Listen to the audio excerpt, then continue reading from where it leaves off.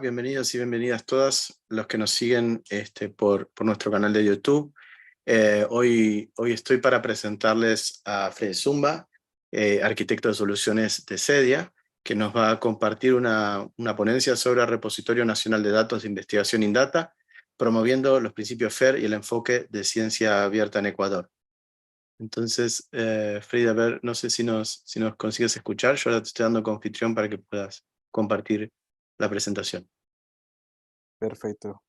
¿Qué tal? Un gusto, te escucho perfectamente. Permíteme compartir pantalla, por favor, para arrancar. ¿Me confirman si pueden ver mi pantalla? Perfecto. Listo, muchas gracias. Pues bien, eh, muy agradecido al equipo de la referencia. Es para nosotros como sería bastante grato que nos pueda aceptar poder presentar algunos esfuerzos, algunas iniciativas que desde serie estamos trabajando. Esta vez quiero comentar un poquito de qué es el proyecto INDATA, que es un repositorio de datos de investigación, en el cual estamos promoviendo desde seria para las universidades en el país, para el ecosistema de investigación, netamente en Ecuador. Tengo un poquito de historia de cómo hemos venido trabajando en conjunto con varias organizaciones en el Ecuador. Desde el 2015 hemos venido trabajando en tema de metadatos con los repositorios DSpace, con las directrices DRIVE 2.0. Eh, Desde el 2015, Cedia ya empezó a trabajar con la referencia y el proyecto RAE fue instaurado. RAE es la red de repositorios de acceso abierto del Ecuador, que es el nodo eh, de la ecuatoriano perteneciente a la referencia. Este proyecto desde el 2015 ha venido trabajando, cosechando empezó con 10 repositorios, me parece, y luego ya en el 2015 se superó a un número de 46 repositorios y actualmente estamos alrededor de 102 repositorios a nivel nacional con alrededor de 65 instituciones. Las publicaciones científicas en 2021 estaban alrededor de 400.000 recursos bibliográficos cosechados. Al día de hoy ya bordean los 500.000 recursos cosechados, los cuales a su vez son cosechados por el nodo regional de la referencia, ¿no? Entre varios esfuerzos que hemos venido trabajando, hemos ido evolucionando de tratar de apoyar a los investigadores, a las instituciones, no solamente con repositorios de metadatos, sino con repositorios de acceso a datos, repositorios de cómputo, tomando un ecosistema de infraestructuras de investigación como tal. Eh, Desde CEDIA hemos venido trabajando en un proyecto macro, podríamos decir, que encapsula esta iniciativa INDATA, eh, que se denomina REDI. REDI es el Repositorio Nacional de Investigación, y a su vez este repositorio trata de embarcar varias aristas que tenemos en el ecosistema de ciencia. Eh, para este repositorio hemos tomado el concepto de un sistema CRIS. Este repositorio global está basado en el modelo CEREF para poder entrelazar los actores, las relaciones, las instituciones que tenemos en el ecosistema de investigación. Y en este repositorio se puede plasmar las publicaciones científicas bueno, la metadata de publicaciones científicas que vienen desde los repositorios de las universidades, desde bases de datos de acceso abierto, e incluso en algunas que el cual licenciamiento habilita que esta metadata esté en este repositorio. En este caso, el proyecto INDATA, del cual estamos conversando hoy, es el repositorio de datos abiertos para el cual estamos ocupando el Dataverse. Sí, este es uno de los nodos de este ecosistema global. El repositorio REI también le permite a ustedes poder observar los perfiles de los investigadores, cuáles fueron sus indicadores de ciencia, cuántas publicaciones científicas tienen, cuáles son las áreas de conocimiento, cuáles son las redes de colaboración en las cuales ellos están trabajando, cuáles son los investigadores en los cuales ellos están trabajando en conjunto en ciertos proyectos. Y a nivel macro, cuáles son las instituciones a las cuales ellos pertenecen, con cuáles han publicado y demás. Este año incorporamos ya también el nodo información acerca de, bueno, aquí no hemos colocado patentes, pero son mecanismos de protección, como derechos de autor, patentes, modelos de utilidad, etcétera, que las universidades, los investigadores están registrando, también ya son accesibles a través de este repositorio para poder visibilizar cuál es la producción netamente en patentes. Sí, otro nodo de este repositorio también es que se puede visualizar cuáles son los programas y fondos que están disponibles en el país. A través de Seria tenemos alrededor de 8 fondos, me parece, no recuerdo exactamente el número, que pueden ser aprovechados por los investigadores, por los docentes, por startups, para poder desarrollar sus proyectos. Entonces, a través de este repositorio se puede acceder a la información de estos programas y fondos.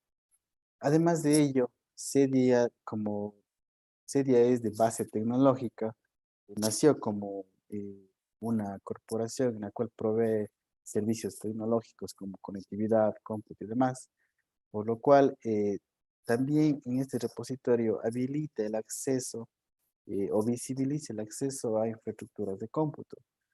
Más adelante explico cómo el proyecto InData, el repositorio de datos, podría ser aprovechado dentro de una misma infraestructura para poder realizar los procesos de investigación que son necesarios para los investigadores. Este es el ecosistema global, ¿sí? Y uno de los nodos que hemos trabajado este último año es InData, que es el repositorio de datos de investigación, que es parte de este ecosistema, ¿sí? ¿Cómo hemos querido ir alineando un poco eh, las iniciativas Open Science, el ecosistema Open Science y diferentes líneas que tenemos dentro de esta, como son el acceso abierto, los datos abiertos, materiales abiertos, el open source, revisión por pares de abiertos? Es con diferentes iniciativas a la derecha que hemos trabajado desde serio, ¿sí? Algunas de estas iniciativas están alineadas, apoyan, estamos trabajando en fortalecer estas iniciativas, en hacerlas más accesibles hacia los investigadores, que se aproveche de mejor manera. Por ejemplo, en el caso de recursos abiertos, eh, se tienen iniciativas este año para que los investigadores, los docentes puedan publicar sus objetos de aprendizaje para que ellos puedan tener un financiamiento, una plataforma, que esto esté abierto hacia la comunidad.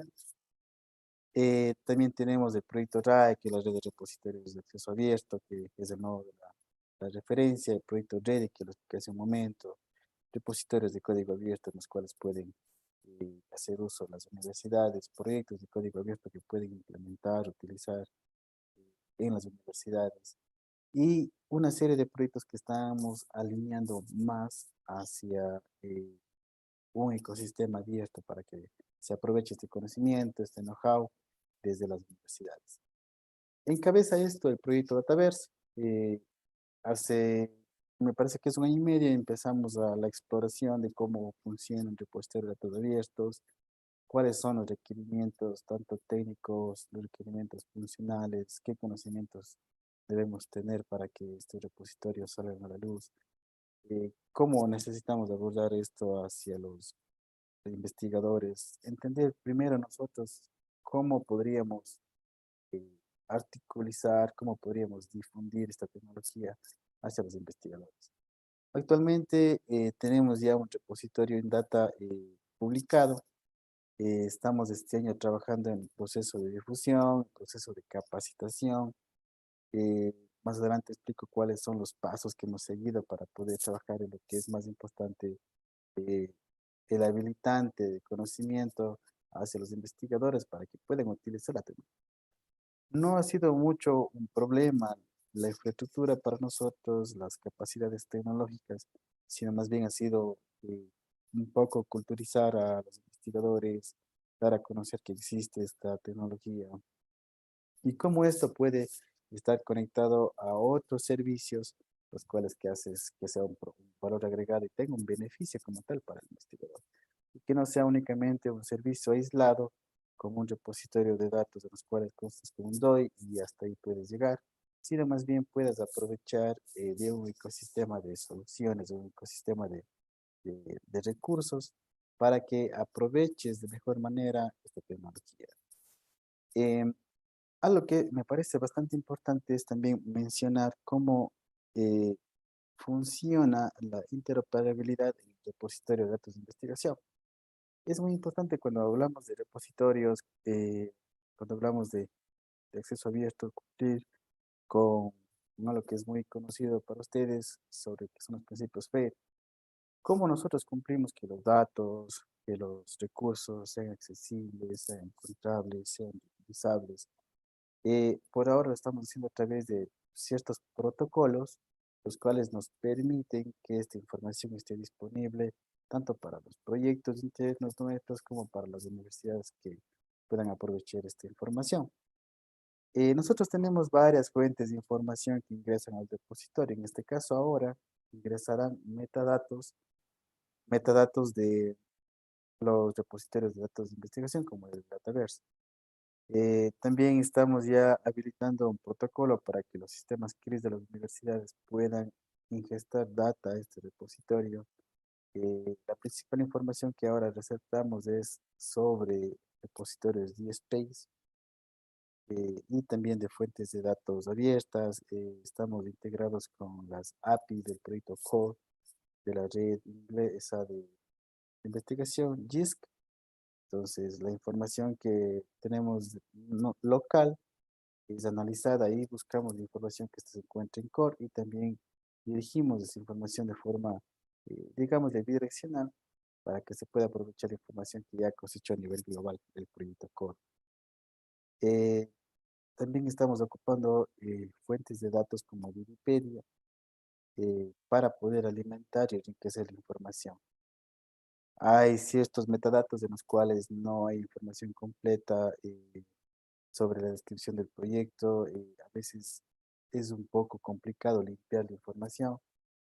eh, por procesos de limpieza a veces se descarta información importante, publicaciones importantes. Entonces utilizamos Wikipedia para poder dar una descripción mucho más asertiva, para poder mapear cuáles son las áreas de conocimiento en las cuales esas publicaciones que por falta de tipeo se están descartando. Sí, eso es también una fuente de información. Y dentro del repositorio tenemos algunos modelos, ciertas ontologías, prácticas, metodologías y tecnologías que habilitan que podamos cumplir con la interoperabilidad adecuada en el proyecto. Por ejemplo, como les comenté en principio, el repositorio de investigación está basado en el modelo serie. Esto implica que los datos que vienen desde el proyecto Dataverse deben ser mapeados a este modelo para que puedan ser descriptivos y puedan ser localizables. También estamos utilizando Bible Ontology, que es la ontología que describe recursos bibliográficos. ¿Para qué hacemos esto? Es para que los datos sean eh, describibles y procesables por una máquina en este caso. Si no tenemos que etiquetar ciertas cosas, sino ya conocemos cuáles son los autores, qué son entidades, las organizaciones, y esto es amigable con el modelo C. Las ontologías a nosotros nos han ayudado bastante para poder tratar la ambiguación de datos, las relaciones entre los autores, las relaciones entre las instituciones y demás. Es un poco más fácil trabajar en estos modelos basados en grafos. El repositorio también está ya integrado con ORCID, también ya cosecha datos de Vivo, que es el repositorio CRIS. Estamos siguiendo las, las recomendaciones de OpenAI y también se soporta el protocolo IPMH, que es el clásico repositorio que conocemos a los que hemos trabajado en repositorios de metadatos. Estas fuentes de información y estas metodologías, herramientas y prácticas se las habilitan el acceso a esta información una vez que está limpiada, está procesada, está revisada a través de APIs, a través de un Spark Endpoint, que no es más que cómo se consulta la información que se encuentra bajo una ontología o anotado, descrita bajo una ontología, y también a través del protocolo estándar que es el OIPMH. Este protocolo, por ejemplo, es ocupado por la referencia, donde ocupamos Spark College Endpoint, es cuando tenemos que hacer resúmenes, agregaciones, reportes para la toma de decisiones a nivel nacional o en fondos de investigación. Y las APIs están utilizando algunas universidades para no luchar por sí solas ellas en cosechar su información de publicaciones científicas, de patentes, sino únicamente a través de este repositorio nacional consumen esta información desde sus sistemas de información. Ya no es necesario en algunos casos que se inventen nuevamente ellos algoritmos, protocolos, programas para poder cosechar la información, limpiar y enriquecer, sino únicamente consumir la información que está previamente trabajada. Tenemos ciertos casos en los cuales ciertos sistemas locales de las universidades donde se reportan las publicaciones científicas, la producción científica, únicamente consumen esta API y es uno de la parte de los servicios que CEDIA provee a sus miembros como tal a través del paquete de red avanzada. ¿Sí? Esta es la forma en la cual nosotros hacemos la ingesta y ponemos a disposición la información. Hay algunos cambios en los cuales estamos trabajando. Actualmente el proceso de limpieza se incorpora este año el uso de las APIs de ChatGPT porque nos ayuda bastante en el proceso de limpieza. Es mucho más fácil, por ejemplo, la desambiguación de investigadores. Tenemos dos investigadores con el mismo nombre, pero con diferentes publicaciones. Sintácticamente son los mismos, pero había un algoritmo el cual se encargaba de poder decir, estas dos entidades son las mismas, así que en el repositorio será una sola entidad. Este proceso era lento, costoso, ocupábamos fuentes externas para poder realizarla, pero estamos probando ahora ChatGPT, en las cuales mandamos corpus de esta data y nos está dando buenos resultados. Entonces, este proceso de entrada y salida de datos también está incorporando esta tecnología y quería compartirles estas prácticas. Me parece que el próximo año escribiremos algo para describir esta experiencia y que nos ha ayudado bastante, ¿no? Continuando con el tema, ¿por qué nosotros empezamos a implementar el repositorio de datos de investigación? Es porque de alguna forma CEDIA se caracteriza por tener una infraestructura tecnológica bastante robusta en el país y podríamos decirlo en la región. Esto habilita que no sea un problema para nosotros actualmente las capacidades de almacenamiento, las capacidades de cómputo y demás para el volumen razonable que tenemos en el país. Sí, nosotros tenemos en el país una red de fibra óptica bastante potente, estamos hablando de 100 gigabits por segundo del anillo core que le llamamos. Estamos en la mayoría de ciudades principales del país, cubrimos, me parece que son más del 70% de las universidades ecuatorianas, lo cual habilita que esta red sea la autopista para que este proyecto pueda desarrollarse de una manera adecuada. Si tenemos, por ejemplo, proyectos de dos universidades en el sur y otra en el norte, y quieran compartir datos de gigas de tamaño, los cuales se encuentren en un repositorio de datos de investigación, este canal habilita ese transporte de información de una forma rápida. ¿Qué nos ha pasado, por ejemplo, en el país? Conozco proyectos de investigación en los cuales he apoyado, en los cuales tenían 5 teras de datos entre dos ciudades diferentes. Las ciudades estaban a 8 horas. Iniciaba la transmisión de estos datos para un proyecto de investigación y la estadística decía que necesitábamos como 20 días para que esta información se traslade, porque necesitaban subir 5 gigas, me parece que era hacia la nube, y luego de la nube tenían que descargarse y posibilitaba este trabajo, ¿no? A pesar de que se ocupaban herramientas estándares como el Drive, como el WeTransfer, que de pronto están bien para compartir archivos, pero tenemos soluciones mejores para poder almacenar, compartir datos de investigación. El objetivo de esto es poder establecer un repositorio central en el cual a grandes velocidades esta información sea accesible y rápida de computarla. Entonces, esta fue una de las iniciativas en las cuales iniciamos a implementar el repositorio y lo lanzamos con el nombre de Indata, para poder hacer referencia a los datos de investigación.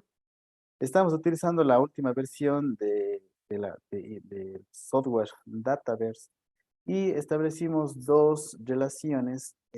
La primera es con el consorcio global de Dataverse y también una suscripción para los dos con DataSite. Iniciamos procesos internos de capacitación, procesos internos de participación en comunidades que estén relacionadas a esta temática.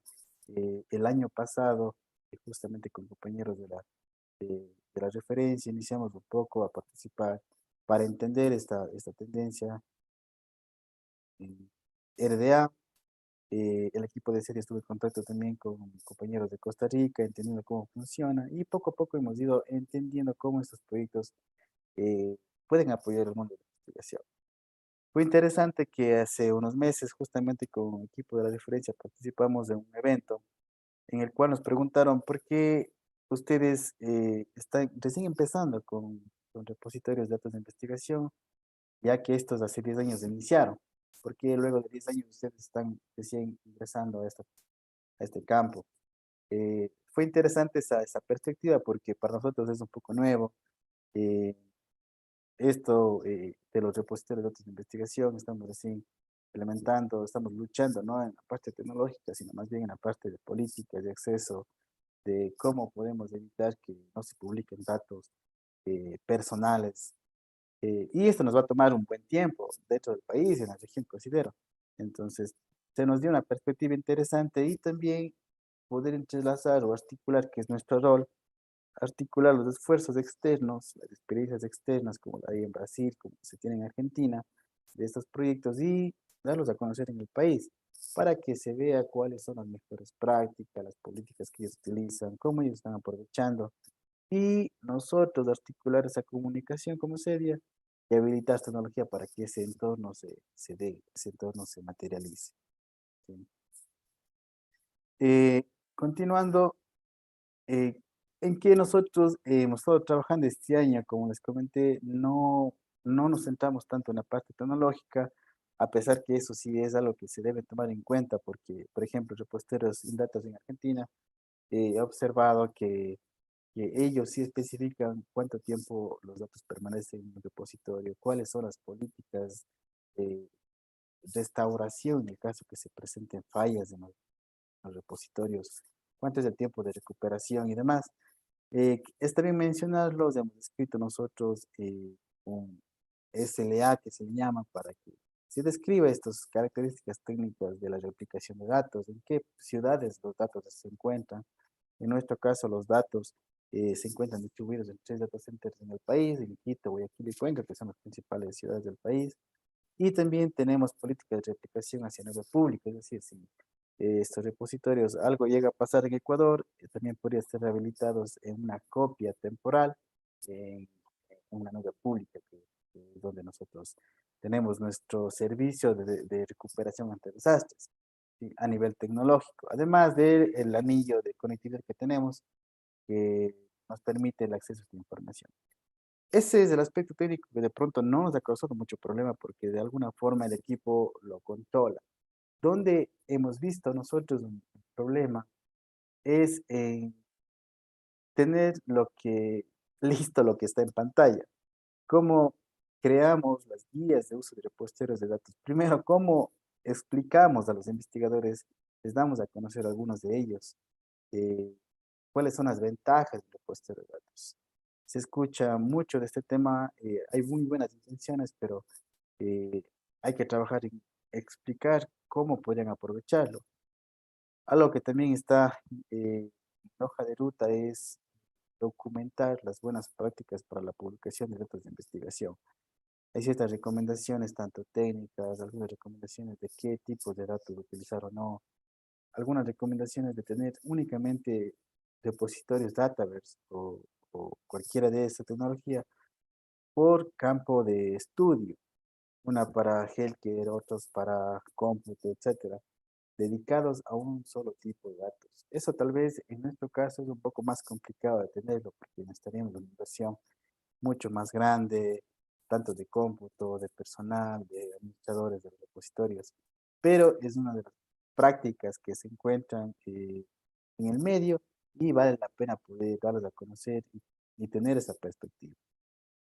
Eh, un problema también que luego del uso se va dando es los formatos recomendados para los datos. Y, por ejemplo, hay formatos que son muy amigables con diferentes tipos de plataformas. Si queremos ocupar, ¿no? Si somos investigadores y queremos computar nuestros datos en Google Cloud, queremos computarlos en supercomputadores de serie, puede que existan formatos que son mucho más amigables. JSON, CSV, por ejemplo, podrían ser los más amigables, los más compatibles. Hay ciertos tipos de datos en los cuales se vuelve un poco más difícil la transformación de datos, la manipulación. Y ciertos investigadores han tenido esa limitante. Es por ello que sí vemos importante también recomendar ciertos formatos para que este tiempo de adopción sea un poco más corto. Y hemos realizado un pequeño análisis, también visto las recomendaciones de otros países como Brasil y Argentina y en Europa, cómo están trabajando estos formatos, cuáles son los más comunes y también apuntar por esos formatos nosotros. Y lo más complicado que resulta en esta temática para nosotros y creo que para la mayoría es cómo defines las políticas de publicación de datos en un repositorio, cómo estas políticas de tu repositorio pueden ser reutilizadas por otras instituciones y de pronto en conjunto pueden ser propuestas para una política pública nacional para la publicación de datos de investigación. Eh, este es uno de los grandes retos, creo que la mayoría de instituciones estamos trabajando en ello. Nosotros tenemos una versión inicial, una versión borrador de estas políticas, las cuales cubren varias aristas como ley de protección de datos personales en el país.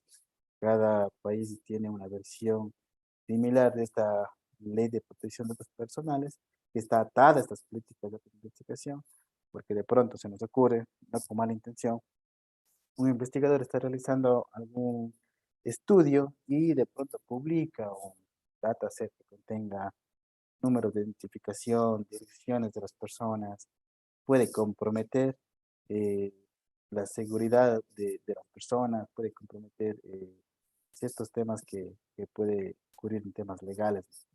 Totalmente. Esto define las políticas, pero también necesitamos definir cuáles sean los entes de control que manejen estas políticas. Puede ser tan simple como el gestor de datos de investigación, que se encarga de revisar que las políticas se encuentren, que se cumplan. Pero ello también demanda un esfuerzo que esta persona se capacite, conozca, que revise estas políticas y demanda también una carga de trabajo y de recursos para la institución que disponga de un repositorio de datos. Estas políticas tienen varias aristas como la que menciono. Otro tipo de arista que estamos revisando son los tipos de licencia que pueden tener los datos. Dataverse puede soportar algunos tipos de licencia.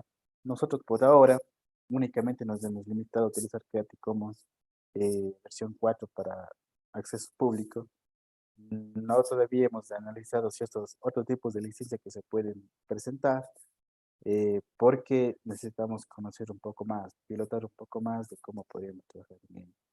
Algunos investigadores de ciertas universidades nos están ayudando para tener mucho más claro este tema, para poder eh, viabilizar un camino saludable para la publicación de datos y estamos en ello. Esperamos que esto sea un borrador que es trabajado con el equipo de asesores, de investigadores de las universidades, han hecho algunos pilotajes con ellos y también del personal de serie.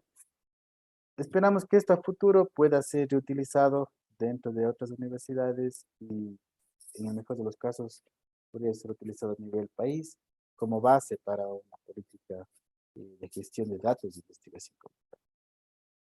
Y por último, un tema que es muy importante y para mí la clave también es cómo realizamos la difusión y la capacitación sobre repositorios de datos de investigación.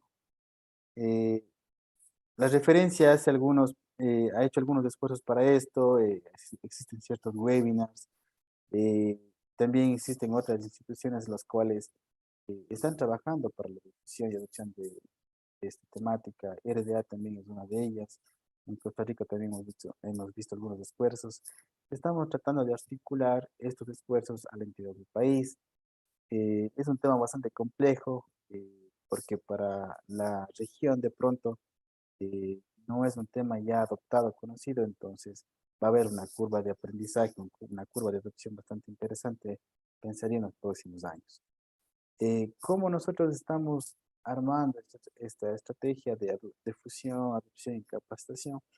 Es no tenerlo en repositorio de datos de forma aislada, porque pensamos que podría ser aprovechado si a su alrededor están otros servicios dentro de un ecosistema eh, de cloud, por ejemplo. Nos gusta mucho a nosotros mirar la European Open Science Cloud, la cual ustedes pueden tener diferentes aristas, tanto para las infraestructuras de investigación, para las políticas, buenas prácticas, para la difusión, la adopción, pero dentro de un solo ecosistema. Pensando en ello, por ejemplo, nosotros ahora vinculamos el repositorio a el servicio de supercomputación. ¿Qué quiere decir esto? Que si yo tengo en mi nube de cómputo los datos, nube de cómputo de los datos, se me ocurren, tengo un tera de datos, no tendría que descargarme esos datos como investigador en mi data center local o en mi computadora, sino únicamente ocupar el servicio de supercomputación que se encuentra en la misma infraestructura. Y el tratamiento de esos datos en la misma infraestructura va a ser mucho más rápido, mucho más amigable. No me tengo que pelear por el procesamiento de esta información. De pronto esto me ayuda a obtener resultados de una manera mucho más fácil. Este es uno de los ejemplos de cómo estamos vinculando esta iniciativa. Y aparte de ello, estos dos aspectos de datos y de procesamiento están vinculados a un fondo. El fondo es el habilitante para que se genere o se produzca datos de investigación y se utilicen los servicios de supercomputación. Los fondos de investigación en serie promueven aquello, son el habilitante y el canal de acceso para estos dos, eh, estas dos iniciativas, por ejemplo, se materialicen como tal. Es la forma en la cual estamos queriendo enfocar la potenciación o la utilización de estos repositorios de investigación. Bueno, y ya para terminar un poco, este repositorio DataBank está en su parte inicial, como les comenté. Actualmente tenemos dos universidades, las cuales están haciendo un piloto. El repositorio se encuentra federado.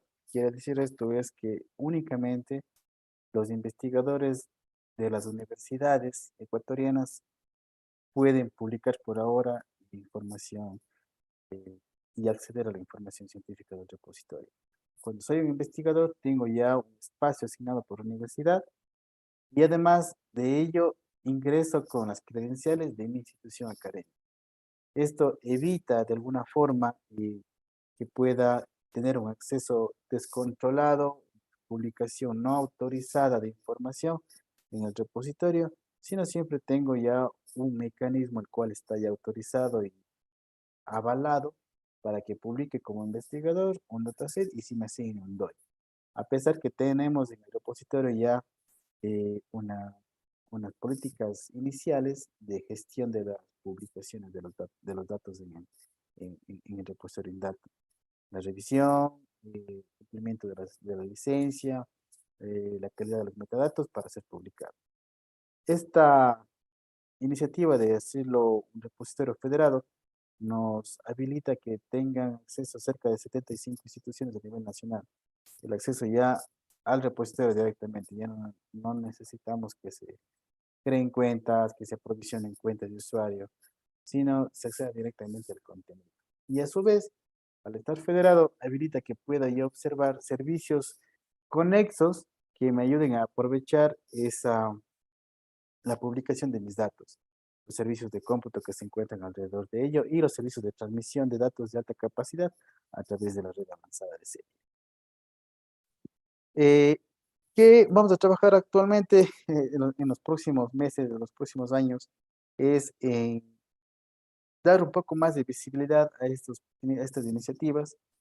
Eh, Quisiéramos poder apoyar ya en los próximos meses a las universidades nacionales primero, para que adopten estos servicios, adopten este repositorio, podamos proveer nosotros en nuestra nube de cómputo este conocimiento, este know-how, esta expertise que la estamos ganando para que ellos únicamente lo utilicen como un servicio PaaS, por ejemplo, sería ideal, y no tengan que preocuparse por procesos de instalación, configuración, capacitación, sino ya utilizarlo a través de un paquete de red avanzada que se dispone.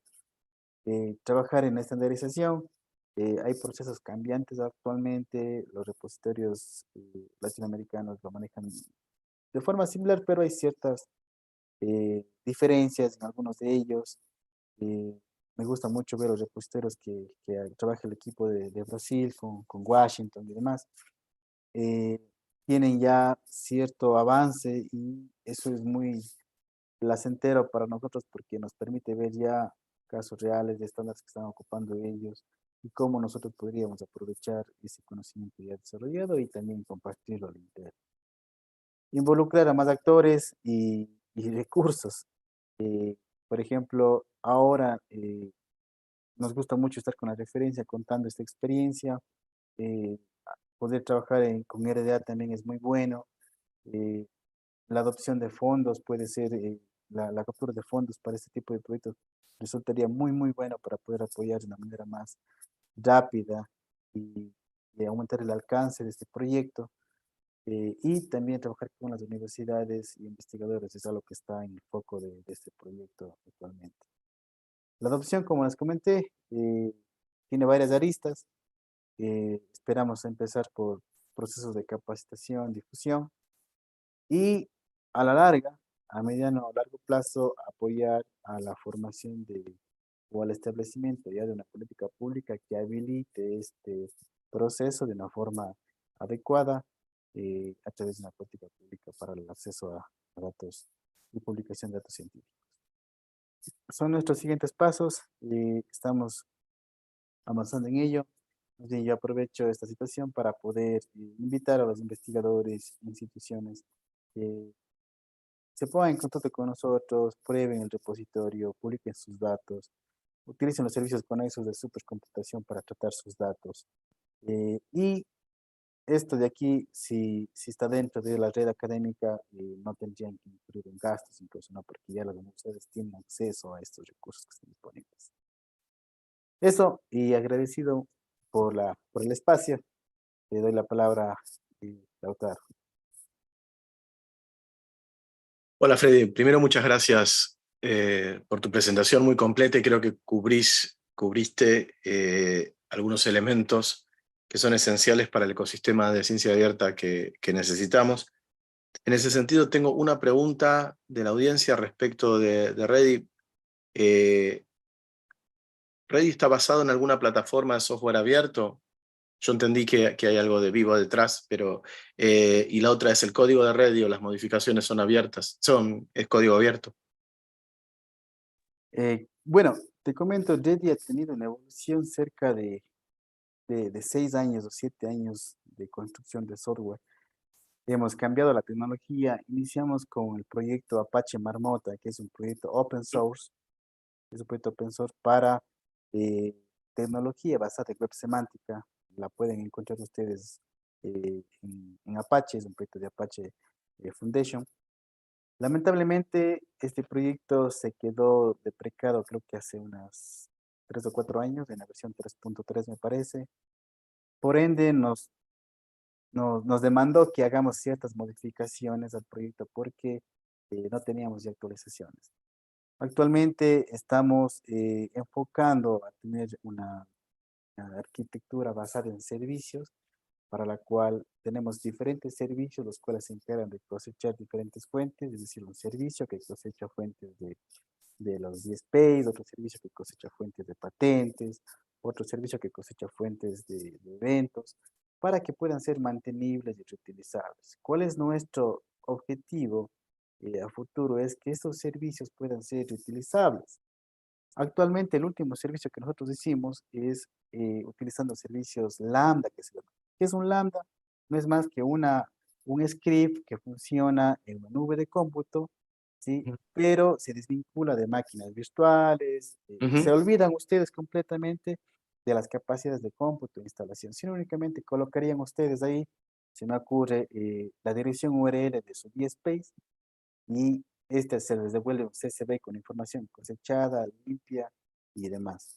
La intención es que ese software pueda ya ser habilitante. No, ahora mismo no tenemos una licencia open source, te podría decir, porque todavía no nos han solicitado una y no hemos trabajado en habilitar ya este software como tal. Quisiéramos ya en los próximos meses, más bien este sería un llamado de atención para poder ya pensar en un licenciamiento para que pueda ser utilizable por las universidades, por las instituciones, incluso por la comunidad latinoamericana. Excelente, excelente noticia entonces. Pasando al tema del repositorio de datos, una de las preguntas, esto es algo que te pregunto yo, es cómo estás viendo este cambio cultural y cómo los investigadores están percibiendo este repositorio nacional. ¿Pensás que en Ecuador cómo se está recibiendo esta idea de compartir los datos y demás? Porque algo que vemos en ciertas comunidades de investigadores, en la referencia en algunos, es cierta resistencia o que todavía hay que trabajar bastante en las confusiones que se generan respecto de los datos, sobre todo los datos generados y como resultado de investigaciones financiadas con fondos públicos y la necesidad de depositarlos, aunque no haya un mandato o una ley detrás, ¿verdad? Entonces quería que nos comentaras un poco a ver cómo percibías, ya que estaban armando esto, cómo percibían a la comunidad de las universidades alrededor de esto. Claro, como es un tema nuevo, lo que tienes ahora son percepciones, ¿no? Como tú comentas, por ahora no tenemos una política pública que obligue a todos los proyectos de investigación de fondo público publicar su información en estos repositorios. Lo que tenemos ahora son iniciativas y investigadores que conocen las ventajas de estos servicios, a pesar que ellos no pagan por un DOI, no tienen que pagar por el cómputo, sino únicamente aprovechar ya lo que ya lo disponen. Eso es lo que tenemos hasta ahora, pero algo que es bastante interesante es no presentarlo a los investigadores como servicio aislado. Eso me ha llamado mucho la atención. Por ejemplo, tú tienes ahora mismo, tienes servicios de cómputo gratis que te ofrecen bastante almacenamiento. Y tienes Google Colab al lado, que el cual puedes aprovechar y un investigador con ello está realizando su trabajo, ¿sí? Si tienes ese ecosistema, si ofreces ese ecosistema desde las redes nacionales de investigación, desde proyectos regionales, puede ser muy interesante y eso es a lo que estamos apuntando nosotros. Ofrecemos servicios de repositorio de datos de investigación, pero también tienes al lado servicios de cómputo de alto rendimiento basado en tecnología muy similar a Google Colab Ujú. y que no te cuesta. Tú en Google Colab puedes tener tus datos, tu procesamiento y es efímero. Desaparece al siguiente día, por decirte algo. Pero vos puedes ocupar servicios mientras tu institución esté asociada a este consorcio, que no tiene límite. Tenemos proyectos que están años ahí, la información persiste. Ocupo computación de alto rendimiento con un almacenamiento de datos bastante amplio. Te hablo de teras de información. Y no tiene costo. Eso abarata muchísimo los proyectos, abarata muchísimo el aprovechamiento de los fondos de un proyecto de investigación. Y esa es la manera en la cual estamos nosotros trabajando en esta iniciativa. Esperamos que a futuro la política pública nos apoye, podamos tener una estandarización y que todos los datos estén disponibles, accesibles y puedan ser utilizados como debería ser. Eso Y es lo que te voy a comentar. suena interesante la idea de que si le das un entorno de cómputo, Exacto. entonces los datos ya, o todo el proceso, no solo los datos, sino también cómo se fueron construyendo e incluso las interacciones. Hay un proyecto de Red Cloud que estaba vinculado a Red Cloud, se llama MILAB, y que estaba trabajando alrededor de esa idea también y creo que ustedes estaban también Sí, sí, sí. en esa línea de dar un entorno. Entonces al darle un entorno al investigador, o a los grupos de investigación, de alguna manera todo el proceso queda capturado ahí y entonces es más fácil o más directo el hecho de compartirlo, asignarle identificadores y demás. En el Sí, sentido de los, sí. sí, en el sentido de los identificadores, y como comentaste que de partida le estaban dando DOIs, a eso me interesa porque es algo que mañana vamos a discutir en una sesión también, el tema de los identificadores persistentes. nuestra región y la idea de los costos y demás. Entonces, ¿cómo están manejando esto? ¿Cómo están asegurando un DOI para lo que se deposite ahí? Y algún comentario sobre esa experiencia. Claro, bueno, te cuento hasta ahora lo que tenemos. Quisiéramos nosotros a futuro tener una licencia corporativa de DOIs, en el cual nosotros podamos proveer a las universidades y para que ellos no sea una problemática de adquisición, porque necesitarían que 46 universidades hagan un contrato diferente con DataSite para comprar sus DOIs, sino más bien eh, facilitar ese camino, nosotros proveer la licencia dentro del paquete y ellos ya no hacen ningún proceso de compras públicas y demás. Sería lo más fácil tanto por tema contractual y también por costos. Actualmente nosotros tenemos un licenciamiento institucional, el cual tiene un número de DOIs que hemos comprado estimando cuál sería el uso en estos años y lo estamos proveyendo dentro del proyecto como tal de servicio de red avanzada. El futuro yo le veo muy, le veo muy así, amigable, es un licenciamiento corporativo. Estamos con conversaciones con DataSite para poder analizar este escenario, ver si es factible, con el objetivo de facilitarles el camino a las universidades. Porque tú tienes, a la final, 46 universidades en el caso de Ecuador, conversando con DataSite para establecer un contrato. Y eso va a provocar que tengas 46 esfuerzos diferentes y es muy desgastante para la comunidad. Eso, por ahora, veamos cómo nos va a notar. Ok, voy a revisar si tengo alguna pregunta más de la audiencia y si no, cerramos. No, creo que no hay más preguntas. Agradecerte mucho, quiero agradecerte mucho, Freddy. Me parece invaluable esto que están haciendo y vamos a estar muy atentos para, para poder compartir lo que ustedes vayan compartiendo de esta experiencia, tanto el tema de Ready como el tema de este repositorio para investigadores y los documentos que vayan generando de la experiencia, cosa que es algo muy importante y que muchos de los nodos están requiriendo, encontrar documentación en español, paquetes o máquinas virtuales traducidas o contenedores, Ahora, hace poco hablé con la gente, estuve con la gente de DataSite, es de Dataverse, perdón, y dicen que van a dar una distribución también en contenedores, que eso va a agilizar mucho la instalación. Entonces, ahí me parece muy valioso la experiencia, la trayectoria y la capacidad que tiene Sedia para poder hacer esto y compartirlo con el resto de la comunidad en Latinoamérica. Así que nuevamente te agradezco y lo que quieras decir para cerrar. Agradecer siempre el espacio, Lautaro. Esta es una buena iniciativa para poder dar a conocer los esfuerzos regionales y establecer los mecanismos, los habilitantes de comunicación y colaboración, que es muy importante como región. Gracias una vez más y pues estamos aquí en el evento.